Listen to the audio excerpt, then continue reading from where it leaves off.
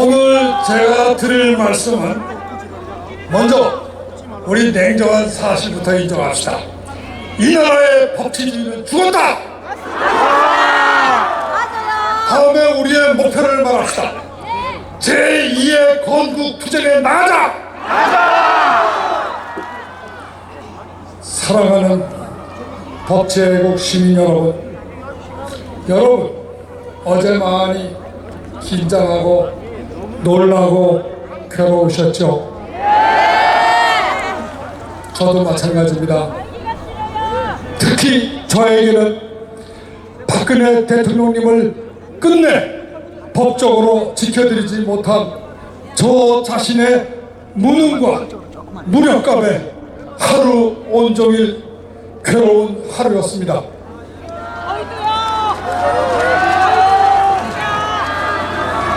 그러나 오늘 아침 저는 태양이 다시 동쪽 하늘에서 붉게 떠오르는 것을 보며 다시 한번 용기를 얻었습니다. 여러분, 태양이 괴롭다고 슬프다고 떠오르지 않은 적 있나요? 없습니다. 없어요. 우리도 저 태양처럼 실망하지 말고 슬퍼하지 말고 다시 일어납시다. 그리고 우리가 지난 3.1절 모임에서 약속한 대로 제2의 건국의 행군을 시작합시다. 여러분, 우리가 2012년 평등 민주 보통 비밀 선거에 의하여 뽑은 완벽한 민선 대통령, 그리고 대한민국 역대 대통령 가장 깨끗하셨고 헌법 수호에 누구보다 용감하셨던 우리 역사 최초의 여성 박근혜 대통령님은 어제로 비록 대한민국 대통령직을 억울하게 잃으셨지만 그 대신 그보다 더 값진 법치 애국의 영원한 순교자가 되셨습니다. 그 박근혜 대통령님이 복권되시는 그날까지, 아니 더 나아가 이 광장에 우리 민족의 위대한 선각자, 위대한 개혁자 이승만 건국 대통령과 우리 민족을 가난에서 해방시켜 부국의 국민으로 이끌어주신 박정희 애국 대통령님의 동상이 우뚝 설 그날까지 우리들의 법치 애국 투쟁을 힘차게 밀고 나갑시다. 자, 우리 지금부터 어제 내린 헌법재판소의 판결에 대해서 우리 국민들도 법적으로 분석하고 비평할 능력이 있음을 한번 보여줍시다. 제가 대표로 설명해 드리겠습니다. 이 판결은 강일원 재판관이 멋대로 새 탄핵 소추장을 만든 것을 기초로 하여 판결하고 있습니다. 이것은 자기가 소추하고 자기가 재판한 판결입니다. 무혐의다, 무혐. 여러분 정확하게 인간들을 탄핵을 해야 돼요. 반드시 처단해야 돼요. 그 헌법재판관들 탄핵 소추장에는 원래 13개의 탄핵 사유가 있었습니다. 그런데 강일원 재판관이 1월 달에 소위 주심 판사로서 준비 절차를 한다면서 법률 용어로 쟁점 정리라는 게 있습니다. 뭐냐 하면 서로 다투는 사항을 정리하는 겁니다. 이런 말에 자기가 멋대로 이 13개 탄핵 사유를 5개로 줄였습니다. 그리고 나서 그 제목을 다 써줬어요. 이렇게 제목을 붙여서 구성하라고. 이것을 소추 측 국회 권성동 대표에게 코치를 해준 거예요. 고쳐오라고 지시를 한 겁니다.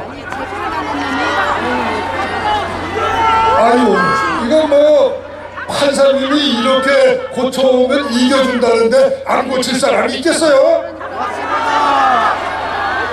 이거야말로 문자와대로 불감청위원장 고소원이죠. 그러니까 바로 2017년 2월 1일 권성동 소추위원이 강일원 재판관이 써준 그대로 새로운 법리 구성을 해가지고 종전의 13개 탄핵 사유를 5개의 간략한 탄핵 사유로 바꾸었습니다. 그리고는 이 탄핵 소추장에다 새로운 탄핵 소추장이라고 쓰면은 들통이 날 테니까 준비 서면이라는 이름을 붙였어요. 그래가지고 제출했는데 어저께 판결한 것은 바로 이 자기가 가르쳐준, 자기가 써준 그 탄핵 소추장을 가지고 재판한 겁니다. 때려주기라. 여러분, 원래 헌법에 탄핵 소추는 국회의원 3분의 2의 동의로 하도록 돼 있어. 다 아시죠? 이제 우리 국민들 헌법 다 알아요. 헌법재판소 판사들보다 더 잘 알아요. 그런데 이 새로운 탄핵 소추장은 국회의원 아무도 동의한 적이 없어요.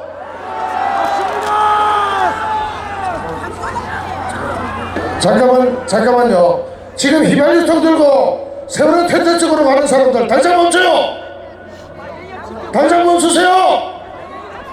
지금 저기 불지르면 쟤들 여기 와서 불지를 끄고 그럼 우리 텐트도 날아가는 거야. 하지 마요. 당장 멈추세요. 휘발유통 전부 회수하고 멈추세요. 켈러 휘발유통 잡아. 경찰 막아요.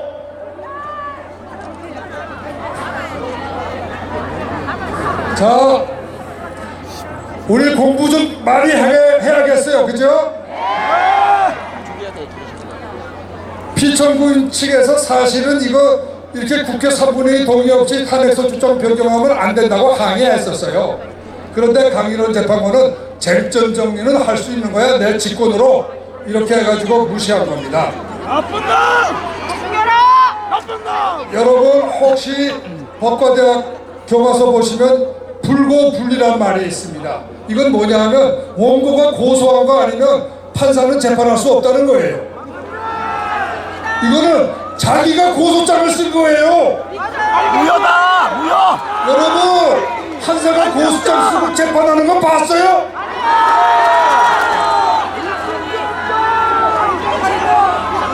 이거는 법관이 자기가 고소하고 자기가 재판하는 이런 재판은 세계 역사상에 저는 아직까지 들어본 적이 없습니다. 여러분 우리가 왜 싸워야 되는 줄 아시겠죠? 두 번째, 13개 탄핵 사유별로 투표하지 않고 탄핵에 찬반 투표한 거 아시죠? 그것도 위헌이죠. 그런데 이걸 뭐라고 판결문에서 넘어가냐 하면 표결 방법에 관하여 국회법에 아무런 명문 규정이 없기 때문에 의회의 자유다. 이렇게 해서 의회한테 무슨 짓을 해도 좋다고 면죄부를 준 겁니다. 여러분, 아니 헌법재판소가 국회 명문 규정이 없기 때문에 합헌이라고 판결한다면 국회의 규정이 헌법에 있는 적법 절차 규정보다 높다는 거 아닙니까? 맞습니다. 여러분 헌법재판소는 헌법재판하는 곳이에요. 네, 법률재판은 대법원에서 하는 거예요. 자, 그러면 헌법재판소가 이렇게 법률의 규정이 없으니까 합헌이다 그러려면 뭐 하려고 헌법재판소가 있는 겁니까?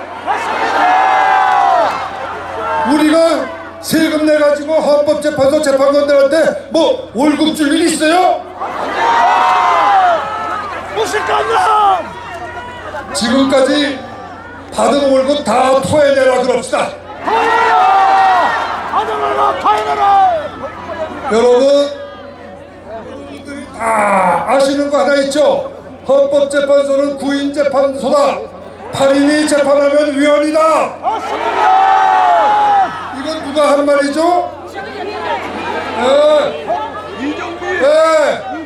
이정미, 김희수, 이진석, 그리고 얼마 전에 소장 그만두신 박한철, 이 네 사람이 판결한 거 아시죠? 그런데 이번에 판결문을 제가 참 이거 어떻게 빠져나가려나 싶어가지고 바로 이것부터 봤어요.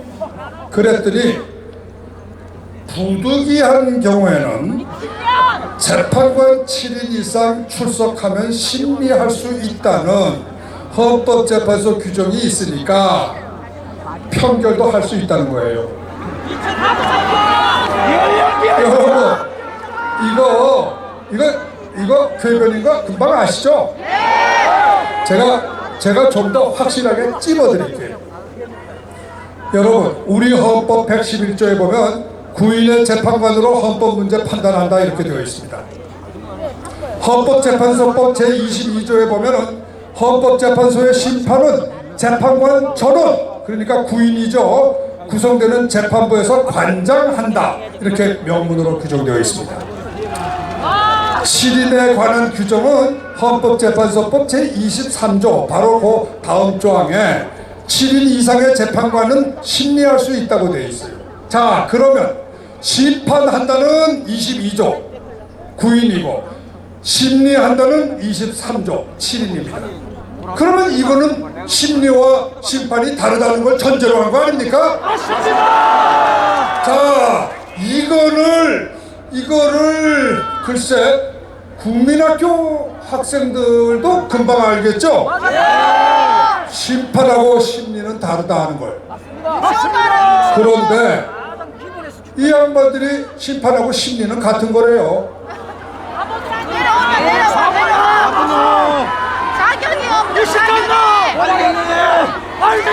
자, 이분들이 무엇을 모르냐? 국어를 모르는 건 물론이고, 그렇죠? 심판과 심리의 국어를 모르잖아요. 한문을 안 배운 것 같아요, 한자를. 그런데 법적으로 헌법이 헌법재판소법보다 위라는 것도 모르는 거예요. 그렇죠?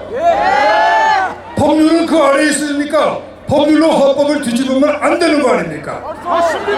그런데 이런 헌법의 기본 원리도 모르고 이 사람들이 헌법재판관 노릇을 한다니 정말 놀라지 않을 수가 없어요. 아니 그러면 이거 깜빡 잊어버렸다고 할 수 없는 게 바로 2014년에 자기들이 이렇게 판결했잖아요. 여러분 이거는 고의입니다. 고의. 실수가 아니에요. 실수가 아니에요. 여러분 고의로 헌법을 위반하면 무엇입니까? 이거는 반역이에요. 반역이다. 자, 여러분 제가 여러분들 기억나시는지 모르겠어. 2월 27일 날 헌재에서 제가 소위 최종 변론할 때 제가 제일 많은 시간을 들여서 제가 아주 정말 참 애들한테 가르치듯이 이야기해 준 게 있어요. 고의 없이 처벌 없다. 그런데 이거 그때 제가 열심히 강의를 했는데 이번에 판결문 보니까 또 고의가 없어요. 훌륭한 시입니다. 아니 판결문에 박근혜 대통령이 고의로 소위 범죄 의사를 가지고 최순실의 국정 관여를 방임하거나 도와주어 직권을 남용한 것이다라는 고의 내지는 공범의사의 부분에 대해서 아무런 이야기가 없는 거예요. 이거 제가 강의한 거 완전히 뭐죠? 소규의 경일기죠? 국민 여러분들도 다 이해한 그 쉬운 강의를 돌대가리라서 그래요. 어떻게 헌법재판소 재판관님들이 소규의 경일기로 한 번 가지고 못 알아들으십니까? 돌대가리라서 그래요. 준영 받았으면 준영을 받았습니다. 자, 아주 여러 가지가 많아서 빨리빨리 좀 짚고 넘어갈게요. 여기 이 판결만 보면요, 우리 국민이 2014년에 평등 비밀 직접 보통선거에 의하여 뽑은 민선 대통령 박근혜 대통령님을 파면한 거는요, 사실은 이번에 보니까 국회가 아니라 헌법재판소입니다. 이거 제가 말장난하는 게 아니고요. 지금부터 잘 제 설명 들어보세요. 이 사건 판결서에 보면요, 국회가 2016년 12월 9일 탄핵 소추장에서 탄핵 사유다, 이건 중요한 탄핵 사유다, 이렇게 제일 강조했던 게요, 세월호 사건하고 770억 뇌물죄 사건입니다. 그렇죠? 아주 이거는 뭐 정말 참 이건 인간 뭐 무슨 굉장히 도저히 있을 수 없는 대통령이라는 식으로 이거 다 역점을 잔뜩 뒀던 거예요. 그런데 이 판결문 읽어보신 적 있으세요? 지금 어저께 내린 판결문에 보면 이것들은 전부 무죄예요. 이거는 전부 죄가 안 된대요. 그러면 뭐가 죄가 된다 하고 제가 깜짝 놀라서 읽어봤더니 국회가 이거는 죄가 좀 안 될 것 같아서 13가지 중에 제일 밑에다 놨던 게 있어요. 국정 개입 허용과 직권 남용인데, 이게 뭐냐 하면 최순실이 무슨 사업하는 데로 전화해서 좀 줬다는 거, 또 무슨 뭐 정보를 좀 줬다는 거, 뭐 이런 거예요. 이거 뇌물죄에 비하면은 세 발의 피예요, 피. 세월호의 이야기에 비하면 이거는 경범죄예요. 맞습니다. 그런데 어저께 헌법재판소 재판관님들은 큰 죄는 다 무죄고 조그마한 죄를 집어서 여기가 유죄다, 그리고 이 죄야말로 탄핵을 안 하면 안 되는 중대한 범죄라는 겁니다. 빨갱이! 여러분, 이거 어떻게 된 거예요? 아니, 국회의원들은 가벼운 경범죄라고 맨 끝에 놨는데 헌법재판소는 그게 중대한 범죄래요. 그거 어저께 파면한 이유는 바로 이 경범죄 때문이에요. 빨갱이! 빨갱이! 현장 구속. 대국민 사기입니다. 탄핵은 대국민 사기. 여러분, 어떻게 국회에서 중대한 범죄라고 소추한 건 다 죄가 안 되고, 국회에서 가볍다고 생각하는 것만 골라서 범죄라고 하는 거, 이거 참 정말 뭐 어떻게 봐줘야 됩니까? 이거는 빨갱이! 현장 구속이다! 빨갱이입니다. 그렇다면 이거는 누가 탄핵한 거냐면 국회가 탄핵한 거 아니에요. 강인하게 아니야, 강인하게. 헌법재판소가 쫓아낸 겁니다. 빨갱이! 재판소가 여러분, 제가 하나 재미난 법률 이론을 하나 설명해 드릴게요. 이 나라에서 아주 대법관 시절에 유명하셨던 분이 있어요. 제가 유일하게 우리나라 법조계에서 존경하던 분입니다. 이분이요, 재판에 거의 막 끝나고 나서 27날 끝나고 나서 28일 날인가 3월 1일인가 갑자기 의견서를 써가지고 저보고 제출해달라고 해서 제출해드렸는데, 이 의견서에 뭐라고 돼 있냐면, 여러분 이거 참 재미난 이론이에요. 잘 들어보세요. 국회가 13개 탄핵 사유를 다 묶어서 일괄 투표를 하였으니까 탄핵 사유 13개 중에 한 개라도 헌법 위배, 법률 위배가 아닌 것이 있으면 그 전체를 기각하여야 한다. 여러분 100번 맞는 말이죠? 이건 너무나 당연한 논리 아닙니까? 왜? 한 개의 의안으로 해서 일괄 투표한 탄핵 소추 결의안이니까 헌재도 이것을 하나의 불가분한 의안으로 처리해야 되는 겁니다. 국회는 선물 세트로 헌법재판소에 보냈는데 헌물 세트가 잘 됐나 못 됐나